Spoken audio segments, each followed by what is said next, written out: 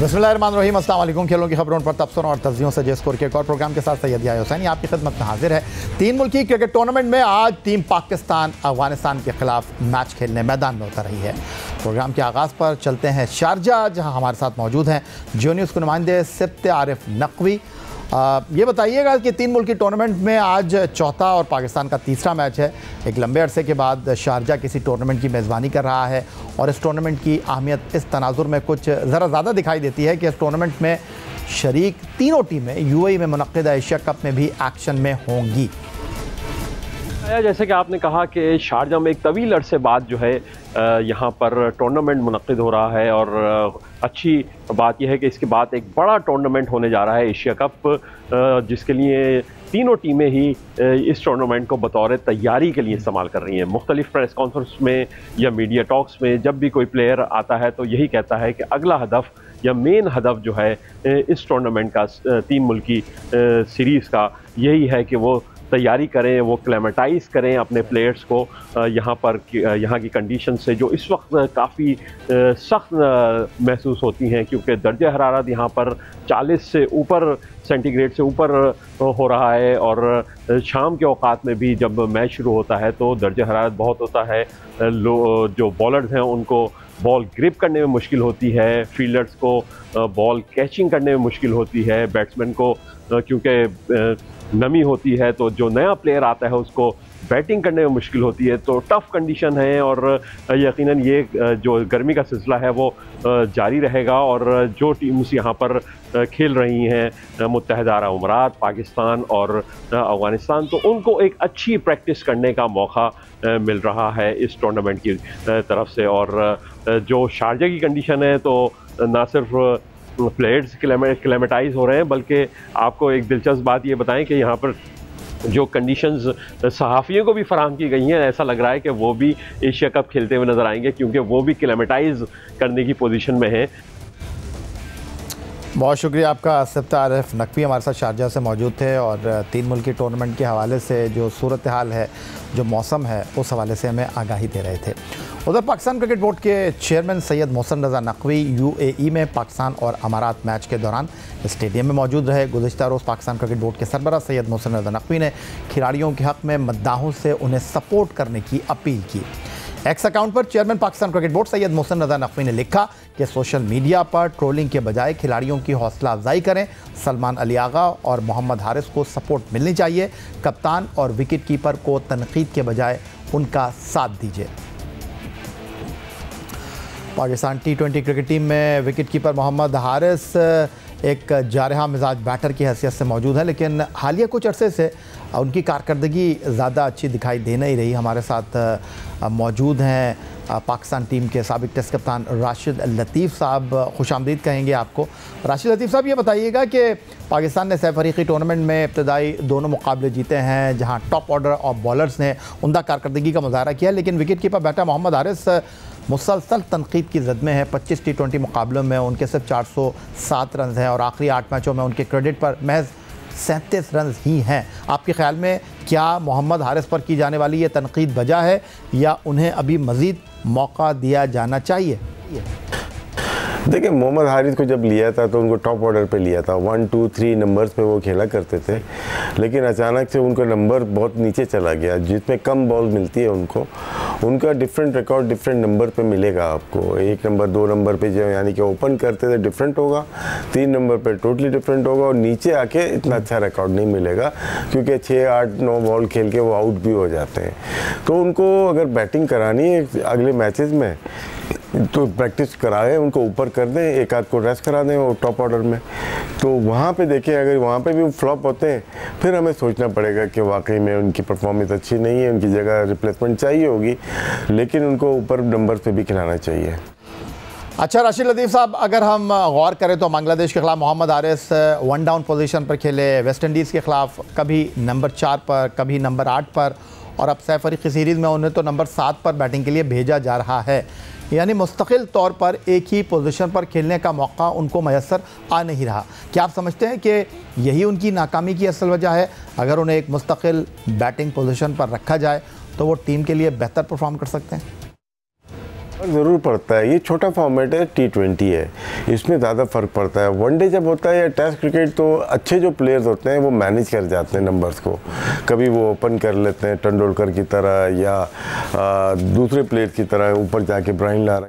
कुछ प्लेयर अपने नंबर पे स्टिक रहते हैं, इमामुल हक, जावेद मियांदाद, स्टीव वार, अरविंदा डिसिल्वा की तरह, वो अपने नंबर पे ही खेलते हैं मोस्टली। लेकिन T20 डिफरेंट फॉर्मेट है, यहाँ पे बड़ा फ़र्क पड़ता है कि जब आप जा रहे हैं कितनी बॉल चाहिए। जब ओपन जा रहे हो तो 120 बॉल चाहिए होती हैं, जब आप 7वें नंबर पे जा रहे हैं तो 4 बॉलें या 8 बॉल चाहिए, तो उसकी परफॉर्मेंस में फ़र्क पड़ जाता है। और टीम की परफॉर्मेंस जब अच्छी नहीं होती तो प्लेयर को, चाहे वो विकेट कीपर हो या मिडिल ऑर्डर, तो उसको नंबर चेंज करके देख रहे होते हैं, जिसमें शायद चंद प्लेयर ऐसे हैं जो फ्लॉप हुए हैं, जिसमें मोहम्मद हारिस भी हैं। उधर पाकिस्तान क्रिकेट का एक और बाब अपने अख्तिताम को पहुंचा। जारहा मिजाज बैटर आसिफ अली ने बैनुल अक़वामी क्रिकेट से बाकायदा रिटायरमेंट का ऐलान कर दिया। 33 साल के आसिफ अली ने पाकिस्तान के लिए 21 वनडे और 58 T20 मुकाबलों में हिस्सा लिया और ज़्यादातर मिडल ऑर्डर में वो फिनिशर के तौर पर कौमी टीम में शामिल किए गए। आसिफ अली की क्रिकेट कहानी 2018 में शुरू होती है, जब उन्होंने वेस्ट इंडीज़ के ख़िलाफ़ अपना T20 डेब्यू किया। इसी साल वो PSL के फाइनल में इस्लामाबाद यूनाइटेड की जीत के हीरो भी बने, जब एक मुश्किल सूरत हाल में लगातार 3 छक्के लगाकर टीम को फतह दिलाई। जल्द ही उन्हें वनडे क्रिकेट में भी मौका मिला। आसिफ अली को पाकिस्तान क्रिकेट में एक पावर हिटर के तौर पर देखा गया, क्योंकि इस वक्त टीम के पास बड़े शॉट खेलने वाले हकीकी पावर हिटर मौजूद न थे। लेकिन बदकिस्मती से अक्सर उनके रोल को समझा न गया। वनडे में उन्हें कभी नंबर 6 पर भेजा जाता रहा, कभी वो लंबी इनिंग के बजाय आखिरी ओवर में मैच ख़त्म करने के माहिर समझे जाते रहे।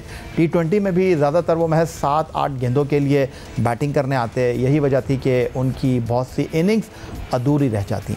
लेकिन जब भी उनका बल्ला चला तो बड़े और यादगार अंदाज में आसिफ अली का नाम आते ही शायकीन को सबसे पहले 2021 T20 वर्ल्ड कप याद आता है, जब अफ़गानिस्तान के ख़िलाफ़ दबाव के आलम में उन्होंने सिर्फ 7 गेंदों पर 25 रन बनाकर मैच का नक्शा बदल दिया था। वो लम्हा न सिर्फ पाकिस्तान बल्कि दुनिया भर के शायकीन क्रिकेट को आज भी याद है। सोशल मीडिया पर रिटायरमेंट के ऐलान करते हुए आसिफ अली बोले, पाकिस्तान की जर्सी पहनना उनकी ज़िंदगी का सबसे बड़ा एजाज़ रहा। वो बेशुमार और बेपनाह क्रिकेट बोर्ड और अल्लाह तबारक व तआला के शुक्रगुजार हैं। अब डोमेस्टिक और दुनिया भर की लीग में क्रिकेट खेलते रहेंगे। उधर ऑस्ट्रेलिया के test fast bowler Mitchell Starc ने T20 इंटरनेशनल क्रिकेट से रिटायरमेंट का ऐलान कर दिया है। 35 साल के स्टार्क ने 2012 में डेब्यू के बाद सिर्फ 35 T20 मुकाबलों में हिस्सा लिया और 79 विकेटें अपने नाम की, जो ऑस्ट्रेलिया के लिए दूसरे बेहतर बॉलर में शुमार होते हैं। वो 2021 T20 वर्ल्ड कप जीतने वाली टीम ऑस्ट्रेलिया के अहम रुकन थे और T20 फॉर्मेट में उनकी बेहतर बॉलिंग 2022 में वेस्ट इंडीज़ के ख़िलाफ़ 20 रन के एवज 4 विकेट रही। रिटायरमेंट का ऐलान करते हुए मिचेल स्टार्क ने कहा, टेस्ट क्रिकेट हमेशा से उनकी अव्वलीन तरजीह रही है। उन्होंने ऑस्ट्रेलिया के लिए खेला और हर T20 के लम्हे को एंजॉय किया। ख़ास तौर पर 2021 T20 world cup Mitchell Starc ने यह फैसला आइंदा मसरूफ़ शेड्यूल को मद्देनज़र रखकर किया। 2026 से ऑस्ट्रेलिया का टेस्ट सीज़न नहायत मसरूफ़ होगा, जिसमें भारत और न्यूजीलैंड के अहम दौरे, 150वीं सालगिरह पर इंग्लैंड के ख़िलाफ़ मैच और 2027 की एशेज़ सीरीज़ शामिल हैं। इसके साथ वो 2027 में अक्टूबर-नवंबर में वनडे वर्ल्ड कप का भी हिस्सा रहने के ख्वाहिशमंद हैं, जहां ऑस्ट्रेलिया अपने टाइटल का दिफा कर रहा है। अफगानिस्तान क्रिकेट टीम के कप्तान और सुपरस्टार बॉलर राशिद खान ने तारीख रकम कर दी। शारजा में UAE के खिलाफ 3 विकेटें लेकर वो T20 इंटरनेशनल में सबसे ज़्यादा विकेटें लेने वाले बॉलर बन गए। उन्होंने न्यूजीलैंड के टिम साउथी को पीछे छोड़ दिया। 26 साल के राशिद खान अब तक सिर्फ 98 मुकाबलों में 165 विकेटें अपने नाम कर चुके हैं, जहां उनका इकॉनमी रेट सिर्फ 6.07 है। वो दुनिया भर में मजमूई तौर पर सबसे ज़्यादा 664 T20 विकेटों के मालिक भी हैं। पाकिस्तान की नुमाइंदगी इस फहरिस्त में हारिस रऊफ़ कर रहे हैं, जो 88 मुकाबलों में 124 विकेटों के मालिक हैं और 11वें नंबर पर बराजमान हैं। मिलते हैं एक ब्रेक के बाद। ब्रेक के बाद एक बार फिर खुशामदीद कहते हैं आपको और प्रोग्राम के इस हिस्से में बात करते हैं कौमी खेल हॉकी की। पाकिस्तान हॉकी टीम पहली मरतबा FIH प्रो लीग में शिरकत करेगी। पाकिस्तान हॉकी फेडरेशन के मुतालबे पर हुकूमत ने प्रो हॉकी लीग के लिए 25 करोड़ रुपए जारी करने की मंजूरी दे दी है। अलबत्ता पाकिस्तान हॉकी फेडरेशन ने 35 करोड़ का मुतालबा किया था, लेकिन हुकूमत ने हिदायत दी है कि बाकी रकम स्पॉन्सरशिप के ज़रिए फेडरेशन को खुद जमा करनी होगी। वजारत ख़ज़ाना की जानिब से ये भी वाज़ेह किया गया है कि फ़ंड बराह रास्त पाकिस्तान हॉकी फेडरेशन को नहीं दिए जाएंगे, बल्कि शफाफियत के लिए पाकिस्तान स्पोर्ट्स बोर्ड उनका इस्तेमाल देखेगा। इस हवाले से पाकिस्तान स्पोर्ट्स बोर्ड ने ख़त पाकिस्तान हॉकी फेडरेशन हुक्काम को भिजवा दिया है। इस ख़त के बाद अब प्रो हॉकी लीग में पाकिस्तान हॉकी टीम की शिरकत की बाकायदा तौर पर तस्दीक हो गई है। प्रो हॉकी लीग के लिए ज़बानी फ़ंडिंग के बाद पाकिस्तान हॉकी फेडरेशन हुक्काम को तहरीरी शक्ल में ज़मानत की ज़रूरत थी, जो इस ख़त के ज़रिए मिल गई है। पाकिस्तान को प्रो लीग में शमूलियत की दावत न्यूजीलैंड के दस्तबरदार होने के बाद मिली, जिसने नेशंस कप के फाइनल में पाकिस्तान हॉकी टीम को शिकस्त दी थी। इससे कौमी हॉकी टीम को दुनिया की टॉप हॉकी टीमों के खिलाफ खेलने का मौका मैसर आएगा। लीग में शिरकत और पाकिस्तान हॉकी टीम की तैयारियों के हवाले से गुफ्तगू करने के लिए हमारे साथ लाहौर से वीडियो लिंक पर मौजूद हैं पाकिस्तान हॉकी टीम के हेड कोच ओलंपियन ताहिर ज़मान साहब। खुशामदीद कहेंगे आपको, और बड़ी खुशाइन बात है कि पाकिस्तान पहली मरतबा प्रो हॉकी लीग में हिस्सा ले रहा है। और मैं टॉप टीमों से मुकाबला करने की आपसे बात करना चाहूँगा, जिससे यकीनन पाकिस्तानी खिलाड़ियों को तजुर्बा तो हासिल होगा, लेकिन हालिया चंद वर्षों में पाकिस्तान हॉकी टीम ने कमज़ोर टीमों से ही मुकाबला किया है। अब सर-ए-फ़हरिस्त टीमों के सामने मैच खेलना यकीनन आसान नहीं होगा, तो इसके लिए कोई हिकमत अमली बना रहे हैं आप? कैसी तैयारी करेंगे? कैंप कहाँ लगाया जाएगा? किस तरह की तरबियत इस टीम के खिलाड़ियों को देने के हवाले से आप तवज्जो मरकूज़ किए हुए हैं? जी बहुत शुक्रिया भाई शो में मदऊ करने के लिए। और ये इसमें कोई शक नहीं है, ये एक अच्छी खबर है पाकिस्तान हॉकी की कम्युनिटी के लिए कि पाकिस्तान हॉकी टीम जो है वो प्रो लीग में पार्टिसिपेट करेगी। दूसरी, जहाँ तक आपने जिक्र किया है कि जो रिसेंट टूर्नामेंट्स में जो हम पल्ला टीमें हैं उनसे हम खेलते रहे हैं, लेकिन इस सलाहियत को बढ़ाने के लिए ज़रूरी है कि दुनिया की जो बेहतरीन टीमें हैं उनके खिलाफ खेला जाए।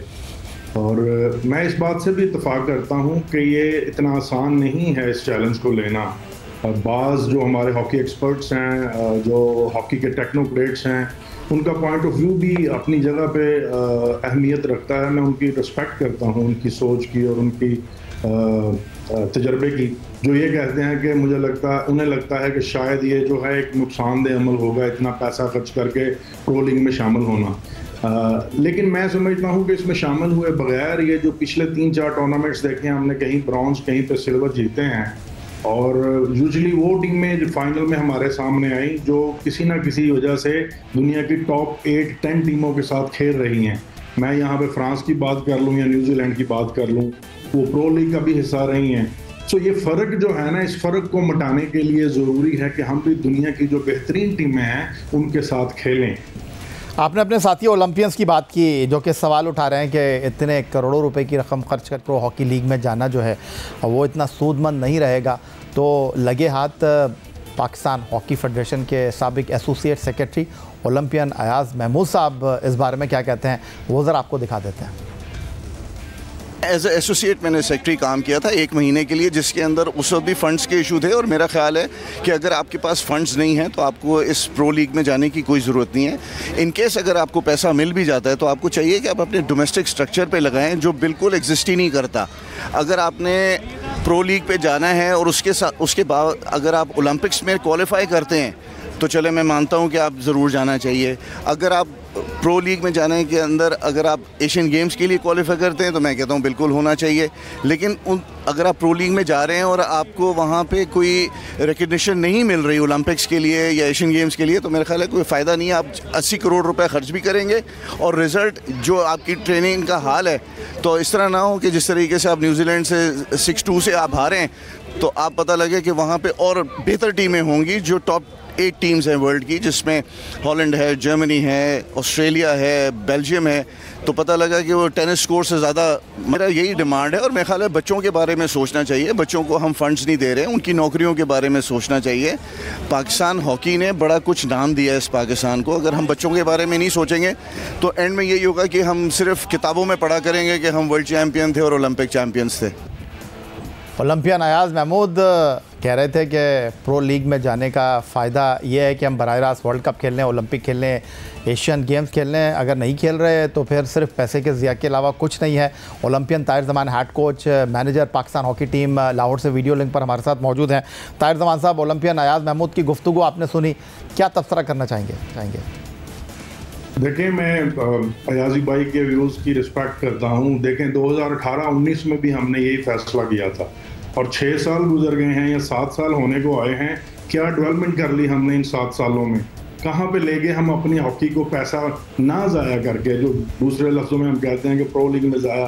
दूसरी करेक्शन मैं ये करना चाहूँगा, याजी भाई 80 करोड़ की बात कर रहे हैं, अब तो बात 35 करोड़ के ऊपर आ गई है, तो बहुत ज़्यादा फ़र्क आ गया है। देखिए डेवलपमेंट जो है वो आपकी होनी चाहिए या भाई, मैं इससे बिल्कुल इत्तेफाक करता हूँ। डोमेस्टिक हॉकी को अपग्रेड करें, आप अपनी जो है प्रोफेशनल लीग का स्टार्ट करें।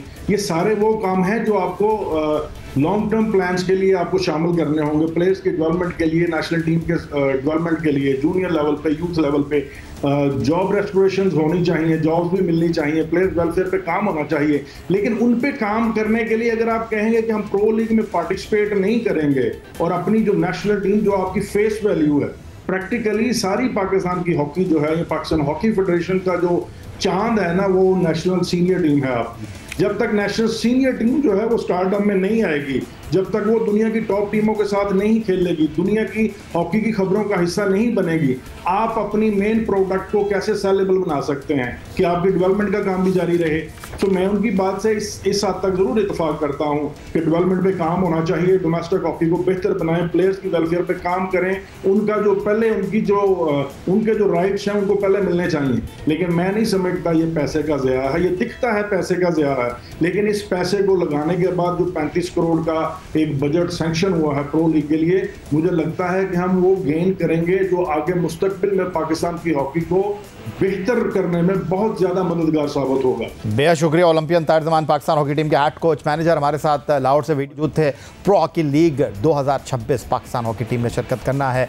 हुकूमत ने पैसे की मंजूरी दे दी है। पाकिस्तान हॉकी की टीम को प्रो लीग में क्या चैलेंजेस दरपेश हो सकते हैं, तैयारी क्या होगी, इस हवाले से पाकिस्तान हॉकी टीम के head coach manager Olympian Tahir Zaman गुफ्तगू कर रहे थे। पाकिस्तान की तेज़ तरीन खातून athlete Tameen Khan world athletic championship से दस्तबरदार हो गई हैं। तामीन खान इंजरी की वजह से टोक्यो में होने वाले इवेंट में हिस्सा नहीं ले पाएंगी।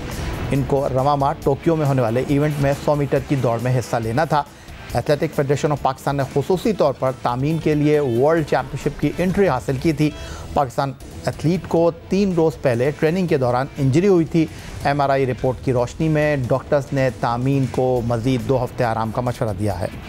वर्ल्ड एथलेटिक चैम्पियनशिप में पाकिस्तान की वाहिद नुमाइंदगी अब जेवलिन थ्रो में अरशद नदीम करेंगे। अब आपको लेकर चलेंगे पेशावर, जहां वीडियो लिंक पर हमारे साथ मौजूद हैं पाकिस्तान की 100 और 200 मीटर की नेशनल चैम्पियन तामीन खान। खुशामदीद कहेंगे तामीन आपको। और तामीन 2023 में आप चाइना गई और वहां आपने पार्टिसिपेट किया एथलेटिक्स में, फिर उसके बाद आपने 2024 में कोरिया में वर्ल्ड एथलेटिक चैम्पियनशिप में पाकिस्तान को रिप्रेजेंट किया और ये एक आपके लिए बड़ी अपॉर्चुनिटी थी जो कि इंजरी की वजह से आप मिस कर रही हैं। अस्सलाम वालेकुम। जी बिल्कुल, ये एथलेटिक्स फेडरेशन के लिए बहुत बड़ा माइलस्टोन था कि वो for the first time world championship में पाकिस्तान से फ़ीमेल एथलीट को रिप्रेजेंटेशन के लिए भेज रहे थे और ये मेरे लिए बहुत बड़ा इवेंट था। इसमें पार्टिसिपेट करके यकीनन मुझे बहुत कुछ सीखने को मिलता है, क्योंकि वहाँ पे एलीट एथलीट्स कम्पीट करते हैं, आप उनको ट्रेनिंग करते हुए देखते हैं, कम्पीट करते हुए देखते हैं, आपको सीखने के साथ साथ मोटिवेशन भी मिलती है।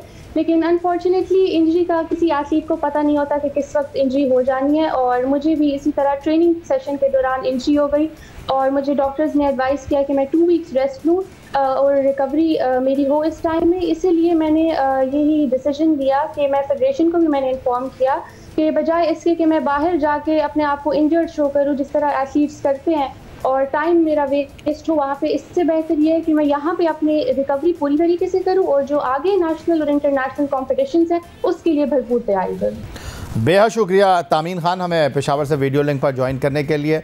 यही कहूँगा कि आपके लिए हमारी बेस्ट विशेज़ हैं।